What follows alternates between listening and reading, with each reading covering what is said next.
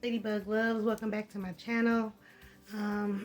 Today I just want to speak on my domestic violence experience and the marriage that I had been in over the last 3 years. I am now divorced as of last August, but I thought if I share my story that it will be a blessing and a help to someone out there who is experiencing the same things that I had to go through. One thing for me, I can say that I didn't even associate my life with being abused. I really didn't until I was out of the marriage, until I was forced to leave. I never would have said, oh, I'm in an abusive relationship. Like, I didn't associate anything he did with being abusive towards me. I knew that I was uncomfortable. I knew that it hurt, but I made it okay in my mind. And I made everything that he had done okay. I thought, if you're not going to do nothing about it, you shut up about it. So I did. I shut up about it. I accepted who he was, and I let it be okay.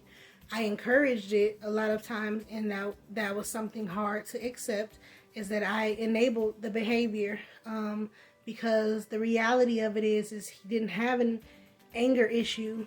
He could control his anger around everybody else. He chose to have the anger towards me, and I allowed it to happen over the years. And so what caused me to leave, and this is the testimony that I'll share, and I'll just start from the time that really when I woke up and realized what happened or what was happening to me, to the time that I actually left, and I've been gone a year. So, side note, if you are struggling and you don't feel that you have another way out, there are numbers. I'm going to leave the helplines that has helped me, that has invested in me, that's still this day making sure that I'm getting therapy, the help, the assistance, the support, the care, the home, the safety that I need.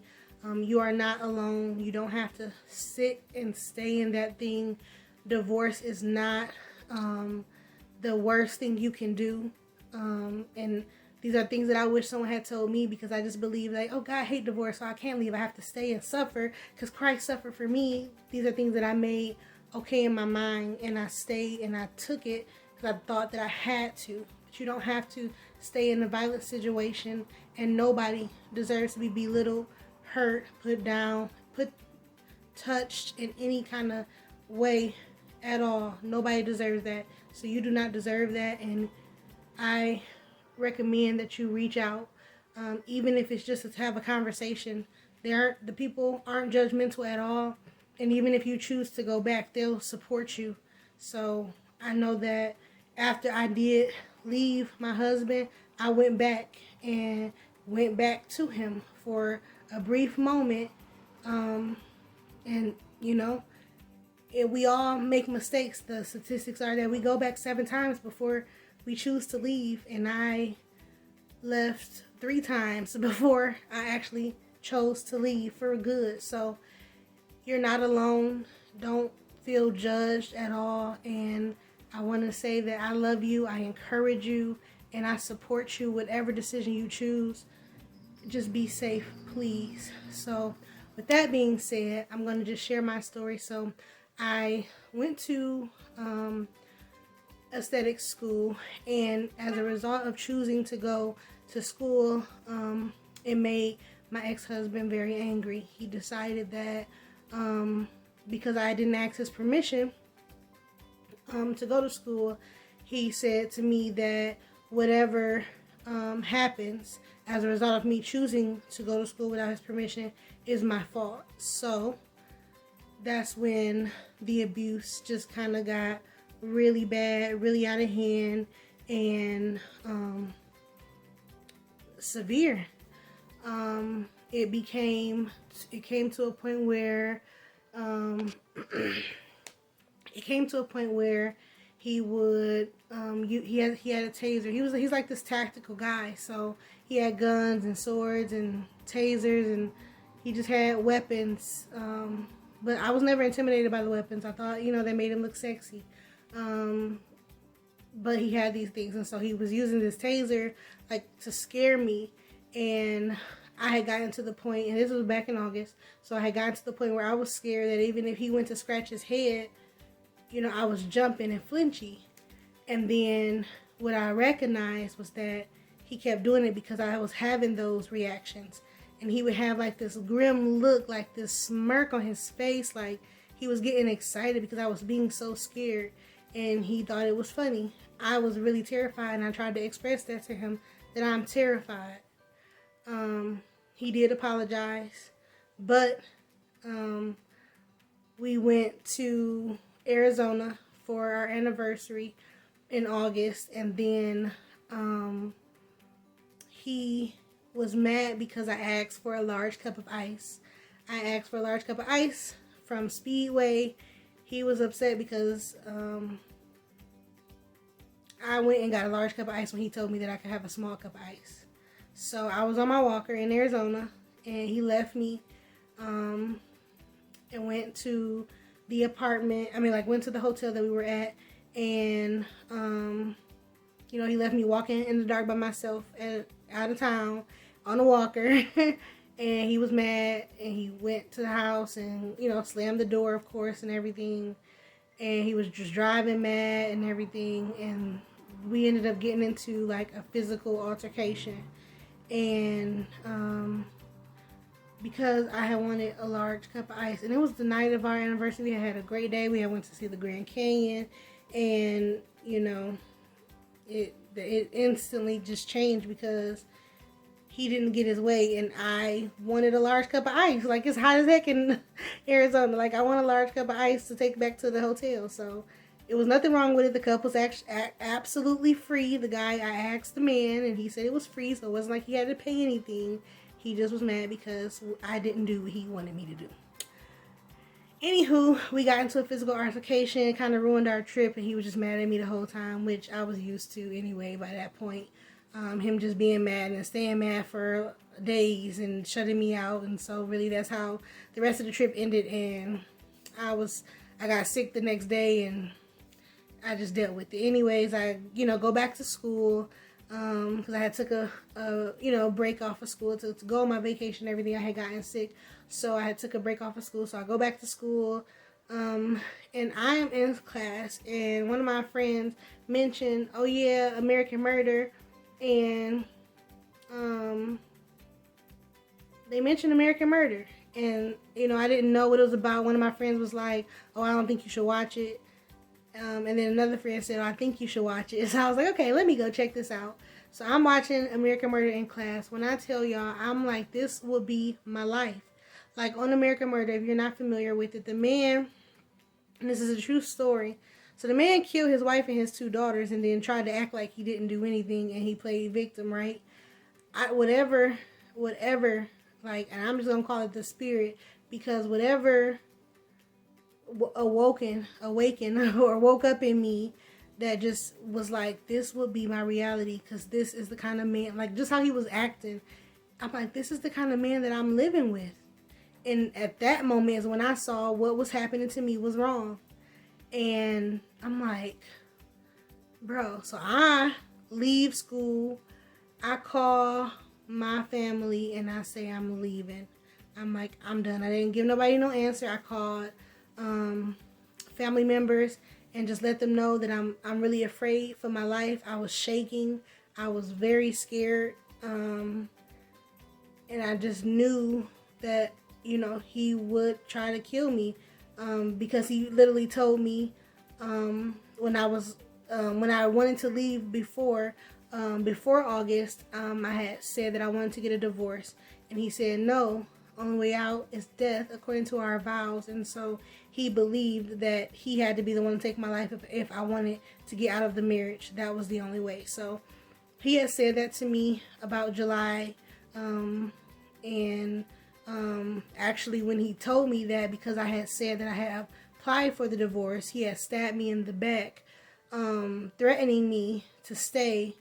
So I did. I stayed, and I didn't say anything to anybody.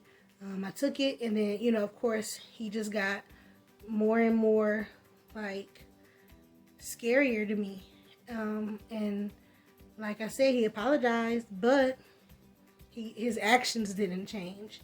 So going forward, I leave, and then I come back. So I left for a month, and then I came back. We had decided, you know, we were going to work it out. We were going to start counseling. We were going to work on our marriage and start over and everything. But that didn't happen. When I got home, he said that I was trying to rush things because I told him we needed to start over. Like, let's get to know each other. We really have not been together the whole time. We had probably a few months after we got married, because we got married in August. By January, he was back out cheating. So we really didn't have no connection. And so I'm like, we're 3 years later. I'm like, we got to get to know each other. We haven't hung out. I've stayed with my parents or stayed away longer than we've been married. Like, I spent majority of my time gone. He spent majority of his time gone. We have not been married. We don't even know each other. And we're just coming home to this house, you know, with unhappiness and just clashing every single day. So we just dealt with that. I just dealt with that. It got to the point where I just knew that I was done. And I knew that regardless of what is happening, I knew that I wanted a divorce. I knew that even if we decided to go to counseling and everything, that I wanted to fresh start. Like, no, you're going to have to pursue me, date me, court me, and then remarry me if this is going to work, because he been MIA. He was gone the majority of our like, after, from August to January, he was amazing. And then when he found the next piece, he was gone. He was MIA. And when I say MIA, like, I sent this man a whole, like, sexual, like, not even sexual, romantic invitation. Just, I went and bought me some lingerie. I cooked this humongous, like, big old steak, jumbo lobster, like, jumbo shrimp. Like, I did everything. I'm walking around the house in my lingerie. Had bought me a new wig. Got me some nails. I was feeling it, and I was trying to be spontaneous because he had been gone. So I was trying to keep him home. Y'all, he left. I'm like, is this nigga gay? Like, I'm in lingerie, like, and I'm looking good. Like, your girl was looking fire. Like, so he was gone. He left, and then got mad because I was mad that he let, like, literally in the middle of me cooking. And he was just gone. I'm like, wait, I literally reserved the day because he's always gone. So I'm like, I sent you this a week ago so that way I can have this day with you. And he left. Came back and was mad. He was mad because my feelings were hurt. So anyway, I was so pissed. But yeah, he was gone. So we didn't really have marriage like that. We didn't have a connection, and I wanted to get that back if we were ever going to work. And you know, when they say they're sorry, you know, and they say they're going to work on it, they're not. It's just not. Like, it seemed like they're incapable of really true remorse. Even today, I feel he's incapable of true remorse. So let's get to what made me leave and how I left, and really how God saved my life. So I went back.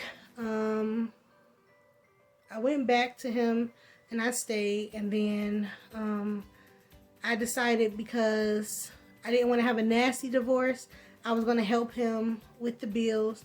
And so, yeah, I'm going to stay here, but I'm like 1 foot in, 1 foot out. At this point, I know that I got to go. So I started reaching out to divorce lawyers anyway. And December 23rd, I reached out to the divorce lawyer that morning. They spoke with me. Sorry, my wig is coming back. But they spoke with me, and I reached out to the divorce lawyer December 23rd, they spoke with me, let me know, you know, that we can get the process started and everything.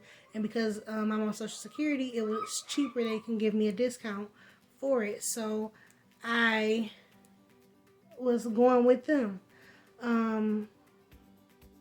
So I get up that morning, make my phone calls. I go to the doctor.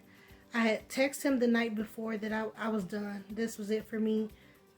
You know, and I let him know, you know, I'll stay in the house because my income is a part of paying the bills, but I'm only giving you 30 days of that, and I'll be moving out in 30 days. And I text my sister that same night, if something happened to me, it was him. So I send those 2 texts out. I go home. My sister was like, nah, she was like, just stay. She was like, just stay here at my parents' house. She you know, she didn't have a good feeling. She was like, I'm like, no, I just want to talk him down because I wanted it to be a peaceable thing. And so I'm like, you know, I'm gonna talk him down. We're gonna talk about it now. I ain't gotta leave. I'm gonna, you know, give him the 30 days so that way I don't have to you know, stay. So I end up getting up, going to the doctor that day. I come back. I'm trying to take a breathing treatment. So I'm trying to take my breathing treatment. He unplugs it because he's mad. He tells me that I unplugged his speaker. So he had to unplug my breathing machine while I'm in the middle of needing to take my nebulizer machine. So yeah, so he does that. I'm like, bro, I don't have to take this. Like, you can still have the money, but I'm gonna go stay somewhere else. Like, I'm still gonna make sure you got the money for the bills because I'm not dirty like that, but I'm gonna go stay somewhere else. So I get up. I'm like, you know what? No, I gotta go. So I start like getting my stuff together and getting my room. I go into my room. We slept in separate rooms. So I go into my room. He comes to my door and says, oh, why you waste my time? I'm like, oh, this will be over sooner than you think. Like, I'm out. Like, you ain't gotta worry about me no more. And then he gets mad. He comes in my room. I'm sitting on the floor. He's at my door. And he comes in the room and takes me down by putting his legs around my neck, pulling my arm. It was in some kind of like jujitsu hold, but he was choking me with his legs and pulling my arm. I thought my arm was broke. So he does that. Then I start trying to reach for my phone because I had turned on SOS the night before just in case it got to that point, which is crazy. I turned on SOS, but I couldn't get the SOS. I was trying to SOS, but it didn't work. But he saw me reaching for the phone and he grabbed it and threw it across the room. So he's still trying to choke me. So I'm trying to like grab, you know, his legs off of me. I'm like, I'll stay. You know, you don't have to. I'm not going to divorce. I'm going to divorce, and I'm just pleading for my life or whatever. And he says that. He's like, you only saying that because you want to live. So, he believed, like I said before, he believed the only way out of marriage is death, according to our vows. And so he did believe that he had to kill me. So, he's choking me. And then, that happened. So I tell him, you know, that I wanted to live and that I'll stay. And then he gets mad enough and gets up and runs into the bathroom. In the bathroom there's a sword and there's a gun. I thought he was going for the sword. So I tried to get up and run because he had got up and ran out the room into the bathroom, which was right across from my room. So I tried to get up and run, and he quickly goes into his room, grabs the shotgun, hit me in the back of the head with the shotgun. I fall out. When I come to, I'm crying and panting, and he has the gun to my neck right there. He has the gun right there. And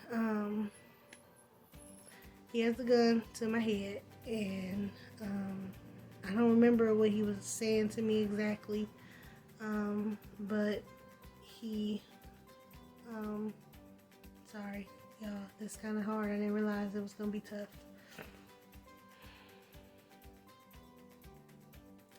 So, yeah, he has the gun to my head, telling me, you know, that he was about to kill me, and there was no coming back from this. So there was no fixing this. He said, he just kept saying there's no coming back from this. I start to pray, of course, because I'm thinking that I'm about to die. I felt I was about to die, so I'm praying, asking for forgiveness for my sins, asking for forgiveness for his sins. And then I saw my mom and my sister like crying, and then I started praying for them. And then I started like speaking in tongues with the Holy Spirit, and he says, where was this prayer for our wedding? For our marriage, and pulls the trigger with the gun to my head still. And I started to say, I was praying for her. But he pulled the trigger. And then I just cried, and I peed on myself, and I pooped myself. And he was rattled. I was rattled because I just kept hearing rattling in the gun, and he was putting it right here, right here, right here. And he was holding it to my head so hard that I had scratches all up there, around back of my ear, all in my neck and everything. He was pressing that barrel into my skin so hard. And there was a metal barrel from the shotgun that it hurt it so bad. And then I was trying to fake it because I thought that if I did live, I can't show him that he broke my arm. So I was playing off my pain in my arm like I wasn't hurt. Anyways, he pulls the gun back, unclock it or whatever, glock it or whatever it's called. He unrack it, and I guess to make sure that every bullet was in there, and every bullet was in there. By the grace of God, that gun did not go off, but every bullet was in that gun, and he took it out. He stepped back, told me to take the gun. I'm like, no. I'm crying like, no. But because I knew that if I touched that gun, he would use it to say that that's why he killed me. So no. Nope. I said no. I didn't take the gun. So I go forward crying. I'm asking him, can I get up and go clean myself off because I messed myself. So he says no. He didn't care. He didn't give a F about what was going on with me. He was mad. He did, after unracking the gun, sit it down. He squatted down and just in a scary way and said, there's no coming back from this. How do we come back from this? And I say, well, we can go to counseling. I said, you can take my car, you can take my phone, you can have everything. And I don't need anything. I said, I'll sign the contract saying that I will never divorce you, and we can go get it notarized and everything, because that was his terms. And he said that only way that he would let me live is if I agreed to sign the contract that say no matter what, I wouldn't leave him. I wouldn't divorce him, no matter what, even after this situation. And so I did agree to that. And once I agreed to that, he did let me go to the bathroom. I had to go to the doctor because I had, I was having episodes, and so I had an appointment. So in my heart, I said, well, he ain't gonna want to come.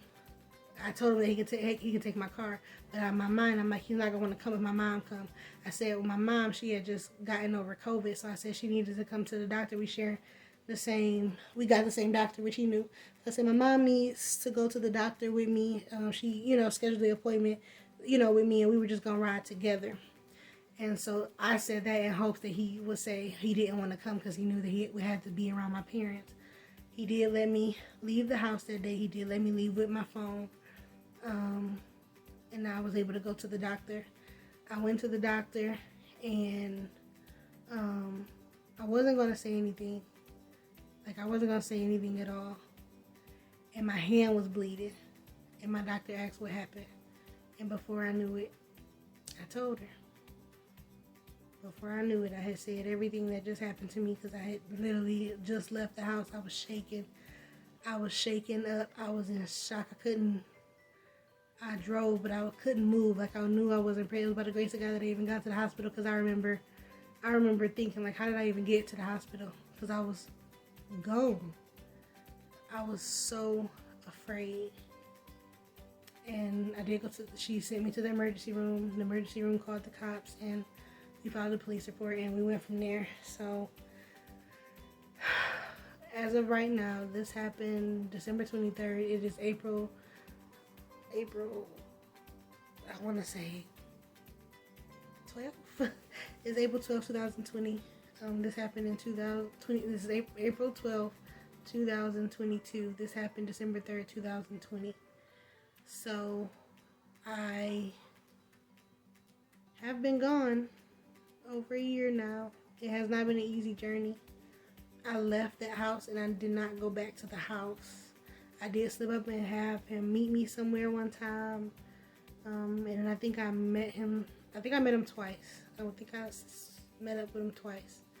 But other than that, I have not been back to the house. I feel like there's so much trauma there. And then I've been trying to not contact him because of course I got a PPO on him. We are in the middle of court. We are at the sentencing portion of court. I will share my victim statement with you guys. And I'm going to share me actually reading it to him, to his face. It'll be via Zoom, but it still count for me. But I am going to give my victim statement because we are at the sentencing portion of it. His counts were domestic violence, and then he has assault with intent to do great bodily harm. That was a plea deal. Other than that, we have it was other charges, but I'm not gonna say them because they weren't the real charges. The two charges that we are pleading, he accepted the plea deal with, was the domestic violence and the assault with the intent to do great bodily harm. And so that is a 3-year probation sentence, which is what he is facing right now. And yeah, so that's my story. God literally came through and made it to where that bullet did not go through my skull. And I'm so grateful to be alive today. I can honestly say, in all of the years of being entrapped, now actually having a life of freedom, I'm so grateful. And God is so faithful because I'm not that struggling person anymore. I was struggling in every area of my life, trying to smile and make everybody think I was happy. And now I actually have that joy, like a true joy. I still do struggle with the trauma. I have nightmares. I cry. I still struggle with seeing his face. I still struggle with missing his face. I still struggle with missing him and the idea of who I thought that I wanted him to be for me and the potential that I thought that he could really reach. I miss some of the times that we have had together, but I have to remind myself that the bad outweighs the good here, and that to be with him means death, because I believe that if I was to go back, he would finish the job. I don't believe that it's safe being with him, and so I'm staying away. So, but God saved my life. He saved it, and I'm grateful. And the life that I now live, like, I'm able to be an esthetician on this side of my testimony. I'm able to be an esthetician. I have a brand new car. I have a nice apartment. I'm living above my means, but comfortably, if that makes any sense. Like, I can't afford it in the natural, but glory be to God, I'm able to comfortably live, and I have everything that I need. Even though I left that house with the clothes on my back and the coat that one of my good friends bought me, I left and I didn't get anything in return from my house.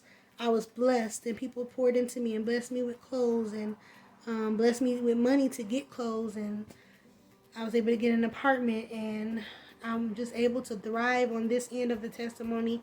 And so I do want to encourage you that trouble does not last always, and this too really shall pass. And I know that it hurts. I spent a lot of nights crying and panicking and freaked out that it led me in the hospital, and I would be in the hospital for safety some nights because I knew that he couldn't yell at me there. He couldn't touch me there. And the one night that, he did come in, we argued, and I would, be sitting there with tears on my eyes, and the nurse would come in and say he has to go because it was just mental and emotional battering constantly. But I'm here as a testimony to say you don't have to take it. That God loves you, and he wants you to be safe. You don't have to just stay and take it for the sake of, oh yeah, I'm married, because that's not fair. So I do have plenty more stories, and ideas and topics for this portion of my channel. I just wanted to get it out because I've spoken on it a few times before, and so I just wanted to go ahead and get the story out. And I hope that it helps somebody. I hope that it blesses somebody. I didn't say every single detail because it is a bit hard to talk about. I'm not there yet. And there are plenty other moments that, you know, struck as warning signs or red flags, as that's become so popular now. I didn't choose to see it. I knew that they were there. I can acknowledge them now, but I didn't choose to see it. So my biggest advice to any survivor, any person even still living in it, is forgive yourself and love yourself enough to get the help that you need. And I want to just share some information with you, the people who bless me. If you need anything, you can email me at ladybugbria or ladybugbria22@gmail.com, and I'll be sure to send any resources or help available that I can, to know that this is happening to children, to men, to women, all over, every day, so dramatically. Like, it's so common. You guys will be shocked of the statistics, but it's happening out here. And so if you need help and you want help, I suggest I'll leave the numbers of certain hotlines below, and I just encourage you to reach out. And you don't have to give your name. You don't have to say anything. They'll make sure you're safe. And if you're not safe, they use code. Even the phone number they call you on is code. So please get help before it's too late. I don't want nobody having to deal with the situation that I dealt with and the bullet actually go through. If you see the signs, please leave and get help. So I just want to say I love you guys. This is a tough video for me to talk about, but I hope that it is for good purpose and that it encourages somebody and let them know that, you know, God is bigger. God is bigger. You are loved, and that the best is still yet to come. So I love you guys, and I hope that all is well. Be safe, please.